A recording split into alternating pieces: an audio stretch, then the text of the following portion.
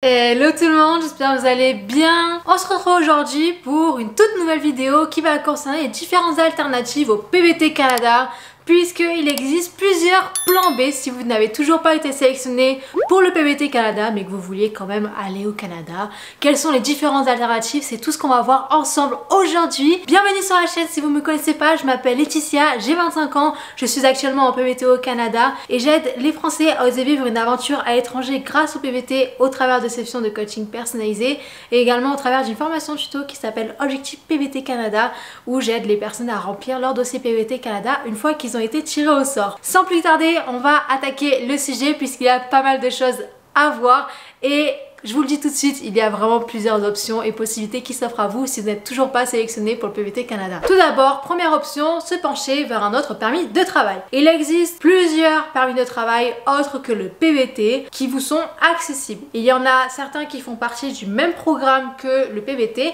donc le programme Expérience Internationale Canada, et il y en a un autre qui n'en fait pas partie mais qui est tout aussi intéressant. Donc tout d'abord, il y a le permis jeune professionnel qui fait partie du programme EIC, donc Expérience Internationale Canada. C'est un permis de travail qui est fermé, c'est-à-dire qu'il est relié à un employeur. La condition pour pouvoir prétendre à ce permis de travail est qu'il faut obtenir un emploi dit qualifié, donc qui soit associé à une catégorie FER 0, 1, 2 ou 3. Il y a également la possibilité d'avoir la catégorie FER 4 si vous prouvez que ça a un lien en rapport avec vos études et ou avec vos expériences professionnelles et vos compétences, mais je m'avancerai pas trop dessus parce que j'ai pas trop vu de communication à ce sujet là, donc je vous dirais plutôt de vous focaliser sur les catégories FER 0, 1, 2 ou 3. À quoi correspondent les catégories FER 0, 1, 2 ou 3? Les catégories FER 0 sont tous les postes de gestion. Les catégories FER 1 sont les professions nécessitant généralement un diplôme universitaire. Les catégories FER 2 sont les professions nécessitant généralement un diplôme d'études collégiales, un apprentissage de 2 ans ou plus ou des tâches de supervision, et FER 3 sont des professions nécessitant généralement un diplôme d'études collégiales, un apprentissage de moins de 2 ans ou une formation en cours d'emploi de plus de 6 mois. Pour vérifier si la profession que vous souhaitez exercer au Canada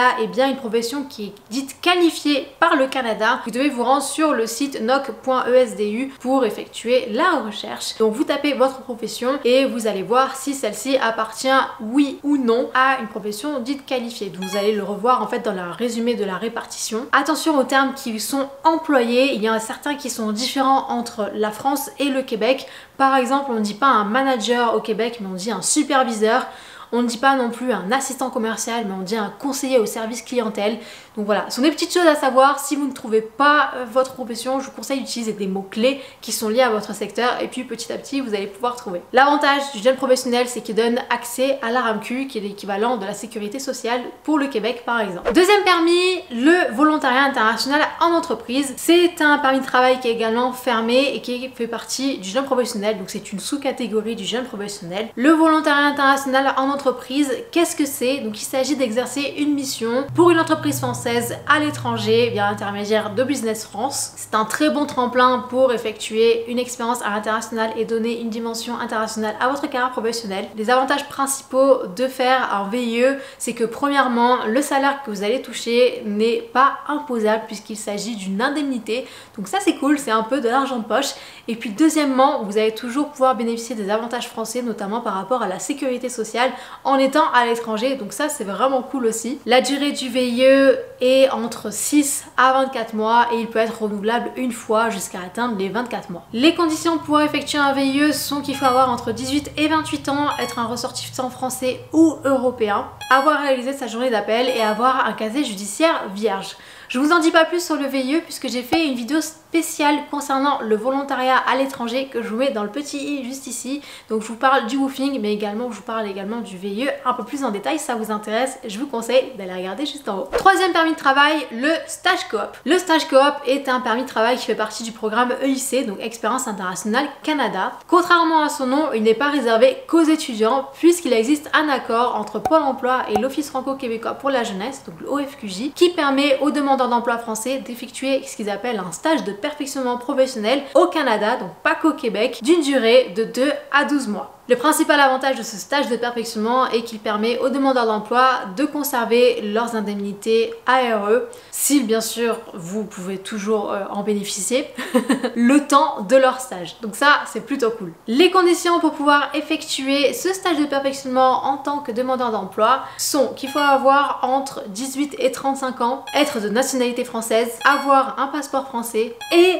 bien sûr être inscrit chez Pôle emploi, peu importe que vous soyez indemnisé ou non. À savoir également, l'avantage principal du permis stage coop est qu'il est cumulable avec d'autres permis.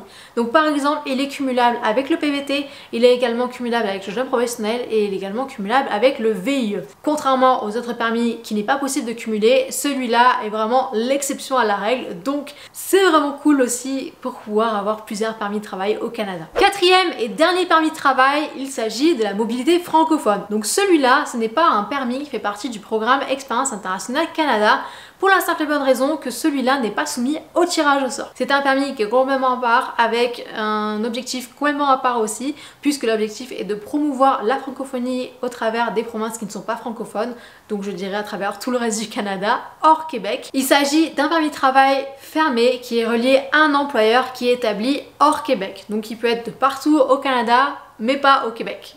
Les conditions pour pouvoir demander le permis mobilité francophone sont que tout d'abord, vous devez être francophone, donc vous ne devez pas forcément être de nationalité française, vous devez être un francophone, c'est-à-dire que vous démontrez que vous parlez couramment français ou que vous avez un niveau de langue suffisant en français. Vous devez également avoir l'intention de travailler dans une entreprise qui est établie dans une province ou un territoire qui n'est pas le Québec et également d'occuper un emploi qui appartient à une catégorie FEER 0, 1, 2 ou 3. La durée de ce permis de travail est variable puisque c'est en fonction du contrat de travail que vous avez et ou du passeport que vous avez, donc de sa date d'expiration. Je vous en dis pas plus concernant la mobilité francophone puisque j'ai fait une vidéo complète dédiée à ce sujet que je vous mets juste ici si ça vous intéresse d'en savoir un peu plus. Et puis on va passer maintenant aux autres options qui s'offrent à vous autres que les permis de travail. Deuxième option, venir au Canada en tant que touriste. Si vous avez pour projet de voyager à travers le Canada, de faire du volontariat un petit peu par-ci par-là, je pense que ça peut être la meilleure option qui s'offre à vous. En tant que Français, nous sommes dispensés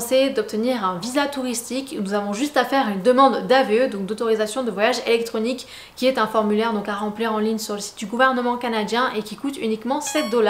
Et une fois que vous allez arriver sur le sol canadien, on va vous délivrer un titre de visiteur ou un permis de visiteur qui va vous être alloué d'une durée maximum de 6 mois. Bien sûr, la durée maximum est à la discrétion de l'agent puisqu'il va vérifier par exemple si vous avez les fonds nécessaires pour pouvoir vivre au Canada sans travailler pendant 6 mois maximum. Par conséquent, vous devez bien prouver que vous avez les économies nécessaires et l'argent nécessaire pour pouvoir subvenir à vos besoins pendant ces 6 mois pour pouvoir avoir cette durée maximum qui vous est accordée. Il est possible de faire du bénévolat, donc du volontariat au Canada sans avoir un permis de travail sous 4 conditions différentes. Si vous voulez en savoir plus sur le volontariat, comme j'ai dit précédemment, j'ai fait une vidéo complète à ce sujet que je vous remets juste ici. Troisième option, partir faire un PVT dans un autre pays que le Canada. Puisque n'oubliez pas qu'en tant que Français, nous avons 16 destinations qui nous sont accessibles. Donc en attendant de pouvoir éventuellement être tiré au sort pour le PVT Canada, pourquoi pas partir faire un PVT dans un autre pays. Comme ça, premièrement, ça vous aérera l'esprit et vous n'aurez pas la tête qu'à ça, à penser au PVT Canada, le tirage au sort toutes les semaines, etc.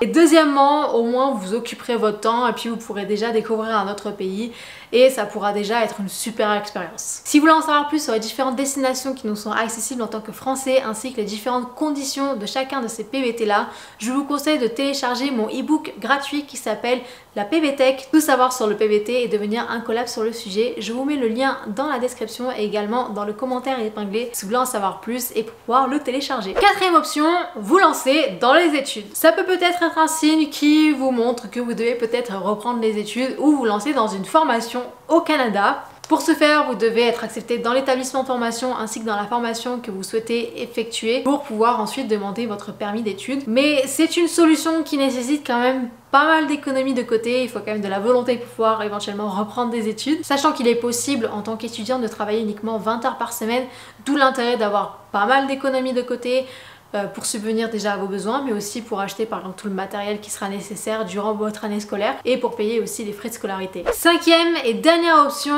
demandez directement la résidence permanente au Canada. C'est un process qui est plutôt long et coûteux, d'autant plus qu'il y a plusieurs options et plusieurs programmes qui sont disponibles en fonction de votre profil et en fonction également de la province que vous visez. Donc c'est un projet que je vous conseille de bien réfléchir si jamais vous voulez directement demander votre résidence permanente au Canada. Comme vous l'avez vu, il y a plusieurs alternatives qui s'offrent à vous si vous n'avez pas été encore tiré au sort pour le PVT Canada, comme par exemple le fait de demander un autre permis de travail, de reprendre vos études, de demander la résidence permanente au Canada ou alors directement d'aller faire un PVT dans un autre pays en attendant d'être potentiellement tiré au sort. Je croise les doigts pour vous. Il suffit juste en tout cas de choisir la solution qui correspond le plus à vous, à votre profil, à vos besoins et à ce que vous avez notamment envie. Voilà les amis, c'est tout pour cette vidéo. J'espère que vous aura plu. Si c'est le cas, n'hésitez pas à mettre un petit pouce bleu, à me dire en commentaire si cette vidéo vous a été utile, si vous avez appris différentes options et solutions qui s'offraient à vous, à également vous abonner à la chaîne, à activer également la cloche de notification et à me rejoindre sur Instagram où je partage mon quotidien au Canada. Et puis sur ce, on se dit à bientôt pour une prochaine vidéo. Tchuss!